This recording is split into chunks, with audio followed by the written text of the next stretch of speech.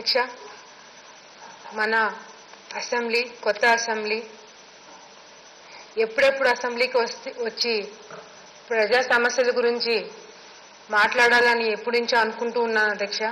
కానీ మొదటిసారి కొత్త అసెంబ్లీలో ఇలాంటి పరిస్థితుల్లో మా నాన్నగారి గురించి మాట్లాడతానని నేను ఎప్పుడూ అనుకోలేదు.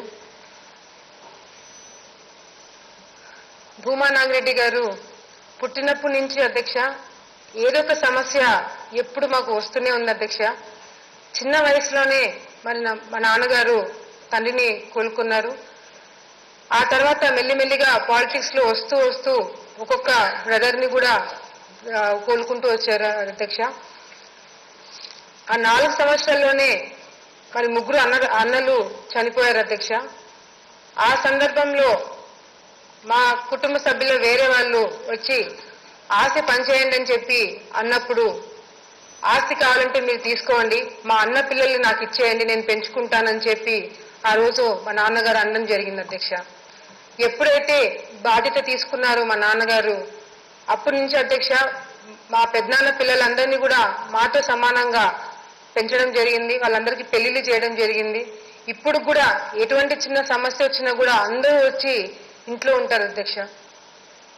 ఈరోజు శోభా నాగిరెడ్డి గారు చనిపోయిన తర్వాత కూడా నేను మొదటిసారి అసెంబ్లీకి వచ్చినప్పుడు నాకు భయం అనేది అనిపించలేదు అధ్యక్ష. మా నాన్న ఉన్నాడని ఒక ధైర్యం ఉన్నింది. ఆయన చేయి పెట్టుకొని నేను మొదటిసారి అసెంబ్లీకి వచ్చినప్పుడు కూడా నా చేయి పెట్టుకొని అందరి దగ్గరికి తీసుకొని వెళ్ళి ప్రతి ఒక్కరిని పరిచయం చేసి మరి అందరికి కూడా దగ్గర చేయడం జరిగింది అధ్యక్ష. మరి ఇలాంటి రోజు ఒకటి వస్తుందని ముందే ఊహించి నన్ను అందరికీ దగ్గర చేశారని అనుకుంటున్నా అధ్యక్ష. మా అబ్బా చనిపోయినప్పుడు ధైర్యంగా ఉన్నాడు అధ్యక్ష. అప్పుడు ఫ్యాక్షన్ జరుగుతుంది, చాలా గొడవలు ఉన్నాయి. మరి వాళ్ళ అన్నలు చనిపోయినప్పుడు కూడా ధైర్యంగా నిల్చున్నాడు అధ్యక్ష. శోభా నాగిరెడ్డి గారితో మ్యారేజ్ అయిన తర్వాత మా అమ్మ నాన్న ఇద్దరు కలిసి ఈరోజు ఇంత స్థాయికి మా కుటుంబంని ఎన్ని కష్టాలున్నా కూడా తీసుకురావడం జరిగింది అధ్యక్ష. ఎప్పుడైతే మరి మా అమ్మ చనిపోయినారో అప్పటి నుంచి మా నాన్న కోలుకోలేకపోయారు అధ్యక్ష. అటు ఎంత బిజీగా ఉంటే ఆయన మర్చిపోతాడని చెప్పి మేము అనుకున్నాం అధ్యక్ష. కానీ బయటికి చాలా ధైర్యంగా ఉన్నా రోజు రాత్రి మా అమ్మ ఫోటోకి దండం పెట్టి దీపం పెట్టకపోతే పడుకోడు అధ్యక్ష. ఎలా దీన్ని మేము ఎంత ట్రై చేసినా కూడా ఆయన అందులో నుంచి బయటికి రాలేకపోయాడు అధ్యక్ష. దాంతో మెల్లిమెల్లిగా హెల్త్ కూడా పాడవుతూ వచ్చింది అధ్యక్ష. లాస్ట్ 1 వీక్ కూడా మరి నాన్న హాస్పిటల్లోనే ఉన్నారు అధ్యక్ష. మరి హాస్పిటల్ ఉన్నప్పుడు కూడా ఎమ్మెల్సీ ఎలక్షన్స్ గురించి ఆయన ఆలోచన చేయడం జరిగింది. ఎంత చెప్పినా కూడా వినలేదు అధ్యక్ష. ఆఖరికి టెలికాన్ఫరెన్స్ లో కూడా హాస్పిటల్ బెడ్ మీద ఉండి ఆక్సిజన్ మాస్క్ పెట్టుకొని కూడా ఆయన టెలికాన్ఫరెన్స్ లో అన్ని వింటూ మరి మాట్లాడడం కూడా జరిగింది అధ్యక్ష. ఆయన చివరిగా ఆయన హాస్పిటల్ బెడ్ మీద ఉన్నప్పుడు కూడా అధ్యక్ష, నంద్యాల హౌసింగ్ నేను ఎట్లా సర్వే చేపిస్తున్నాను, ఏ విధంగా మనం పనులు చేయాలి అని నిద్ర కూడా పోకుండా కూర్చొని నాకు చెప్తున్నప్పుడు నాకు అర్థం కాలేదు అధ్యక్ష. ఎందుకు దీని గురించి ఆలోచిస్తున్నాడో నాకు అర్థం కాలేదు. అదేవిధంగా మరి డిశ్చార్జ్ చేసినప్పుడు కూడా డాక్టర్లు వద్దు, ఎటువంటి పరిస్థితుల్లో మీరు ట్రావెల్ చేయకూడదు అని చెప్పడం జరిగింది అధ్యక్ష. కానీ లేదు, ఎటువంటి పరిస్థితుల్లో ఒక్కరోజు నేను వెళ్ళేసి వస్తానని చెప్పి డాక్టర్ దగ్గర నుంచి పర్మిషన్ తీసుకొని మేము ఎంత చెప్తున్నా కూడా వినకుండా విజయవాడకి వెళ్ళడం జరిగింది అధ్యక్ష. ఆయనతో పాటు మరి నంద్యాలకు సంబంధించిన కౌన్సిలర్లని తర్వాత ఎంపీటీసీని కూడా తీసుకెళ్ళడం జరిగింది అధ్యక్ష. తీసుకొని వెళ్ళి మరి ముఖ్యమంత్రి గారి అపాయింట్మెంట్ తీసుకొని వాళ్ళందరినీ కూడా ముఖ్యమంత్రి గారికి కల్పించడం జరిగింది అధ్యక్ష. నేను అనుకోవడము ఆయన చివరి కోరిక మరి ముఖ్యమంత్రి గారికి తెలియజేయాలని వెళ్ళినట్టుగా అనిపించింది అధ్యక్ష. నాకు కౌన్సిలర్స్ అందరికి కూడా భరోసా ఉంటుందని చెప్పి వాళ్ళందరినీ కూడా తీసుకొని వెళ్ళి ముఖ్యమంత్రి గారిని కల్పించారు అధ్యక్ష.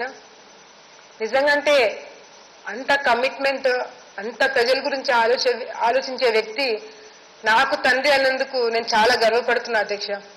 ఈరోజు సభలో ఇంతమంది పెద్దలు నా తల్లిదండ్రుల గురించి ఇంత గొప్పగా చెప్తుంటే నా మీద బాధ్యత ఇంకా ఎక్కువ పెరిగింది అధ్యక్ష. కానీ నేను ఈరోజు చాలా గట్టి నిర్ణయం తీసుకొని ఇక్కడికి రావడం జరిగింది అధ్యక్ష. నేను అసెంబ్లీకి నన్ను రమ్మని చెప్పి కూడా ఎవరు అడగలేదు అధ్యక్ష. కానీ మా అమ్మ కానీ మా నాన్న కానీ నా పొజిషన్లో ఉంటే ఇదే పని చేస్తారని అనుకుని నేను ఈరోజు తమ్ముడిని చెల్లిని నేను నా కుటుంబ సభ్యులకి అప్పచెప్పి ఈరోజు ఇక్కడికి రావడం జరిగింది అధ్యక్ష.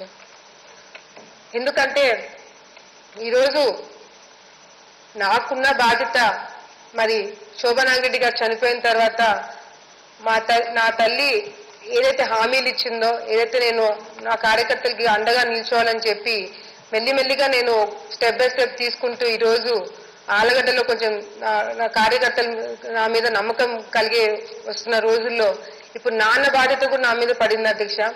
కానీ నిన్నటి నుంచి అధ్యక్ష నేను ఎక్కడ భయపడట్లేదు అధ్యక్ష.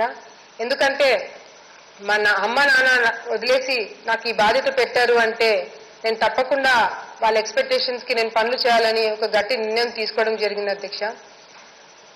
ఏదైతే నా తల్లిదండ్రులను తలుచుకొని నేను ఏడ్చానో అది నిన్నటి వరకే అధ్యక్ష. మళ్ళీ నా తండ్రిని తలుచుకొని నేను ఏడవకూడదని చాలా గట్టి నిర్ణయం తీసుకున్నా అధ్యక్ష. ఏ రోజైతే మరి మా నాన్న కోరిక నంద్యాలలో ప్రజలకి 10,000 ఇల్లు కట్టిస్తామని చెప్పారు, ఏదైతే రోడ్ వైడనింగ్ కానీ నీటి సమస్య కానీ అవన్నీ తీరుతాయో ఆ రోజు మనస్ఫూర్తిగా నేను మా నాన్నని తలుచుకొని ఏడుస్తాను అధ్యక్ష. ఆ రోజు మొన్న యాక్సిడెంట్ అయిన తర్వాత కూడా అధ్యక్ష మొదటిగా నేను కాల్ చేసింది ముఖ్యమంత్రి గారికి, లోకేష్ బాబుకి అధ్యక్ష. ఎందుకంటే నంద్యాలలో ఎక్విప్మెంట్ సరిగ్గా లేకపోవడం వల్ల ఎయిర్ లిఫ్ట్ చేస్తే ఏదన్నా అవకాశం ఉంటుంది అనే ఒక ఉద్దేశంతో నేను ఫోన్ చేసి మరి హడావిడిగా ముఖ్యమంత్రి గారితో లోకేష్ గారితో మాట్లాడినప్పుడు చాలా బ్రేక్ డౌన్ అయ్యి ఏడ్చేశాను అధ్యక్ష. ముఖ్యమంత్రి గారు నువ్వేం భయపడకమ్మా, తప్పకుండా అన్ని ఏర్పాట్లు చేస్తాను, నువ్వు ధైర్యంగా ఉండని చెప్పి ఫోన్ పెట్టేసిన హాఫ్ అన్ అవర్ కి చాపర్ కానీ హెలికాప్టర్ అన్ని రెడీ చేసి డాక్టర్ టీం అంతా రెడీ చేసి పెట్టారు అధ్యక్ష. ఎప్పుడైతే డాక్టర్స్ నాన్నని షిఫ్ట్ చేస్తారో ఇమీడియట్ గా హైదరాబాద్ కి తీసుకెళ్దామని అనుకున్నాము. కానీ మా దురదృష్టం నాన్న కండిషన్ స్టేబుల్ కాలేదు అధ్యక్ష. ఆయన హార్ట్ బీట్ ఆగిపోయిందని చెప్పిన తర్వాత కూడా మేము డాక్టర్ని బంగిపోయాం అధ్యక్ష.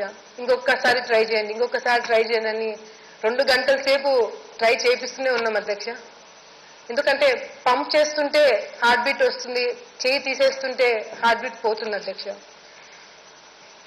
కానీ అదే హాస్పిటల్లో అదే బెడ్ మీద, ఏ బెడ్ మీద అయితే మా మదర్ చనిపోయారు అదే బెడ్ మీద మా ఫాదర్ కూడా చనిపోయారు అధ్యక్ష. వాళ్ళిద్దరూ మేడ్ ఫర్ ఈచ్ అదర్ అధ్యక్ష. మా అమ్మ చనిపోయిన తర్వాత కూడా 3 సంవత్సరాలు మా నాన్న ఉన్నాడు అంటే అది మా కోసమే అని అనిపిస్తుంది అధ్యక్ష. లేకపోతే ఆమె లేకుండా ఆయన ఉండలేడు. కానీ ఈరోజు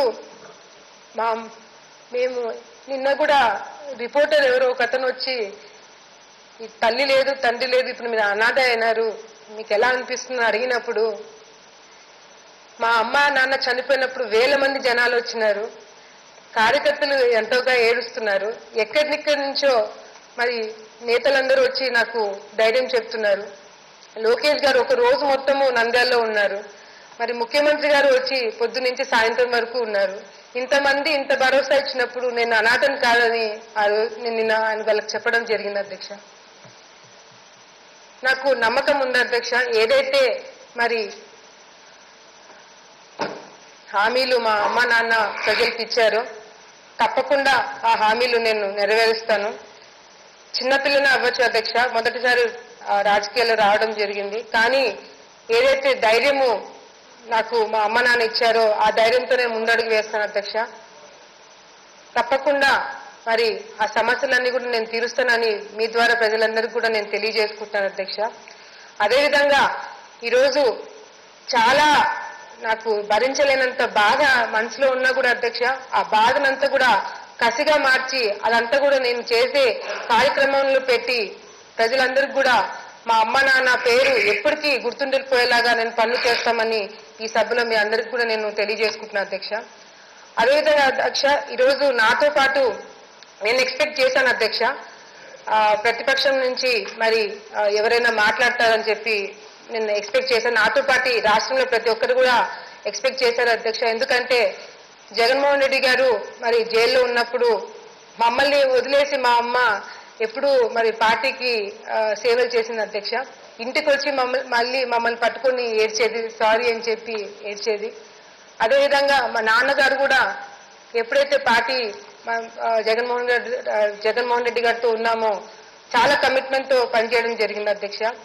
కొన్ని గవర్నమెంట్ తో ఏదైనా విభేదాలు ఉండి రాలేకపోయినా, లేకపోతే ఏదైనా డిఫరెన్సెస్ ఉన్నా రాలేకపోతే అది వేరే అధ్యక్ష. కానీ ఈరోజు భూమా నాగిరెడ్డి గారి గురించి మాట్లాడాల్సి వస్తున్నది రాకపోవడం అనేది నాకు చాలా బాధగా ఉంది అధ్యక్ష. ఎందుకంటే దీనికోసమా మాకు ఏదైనా మర్యాద వాళ్ళు ఇచ్చేది అని నాకు అనిపిస్తుంది అధ్యక్ష.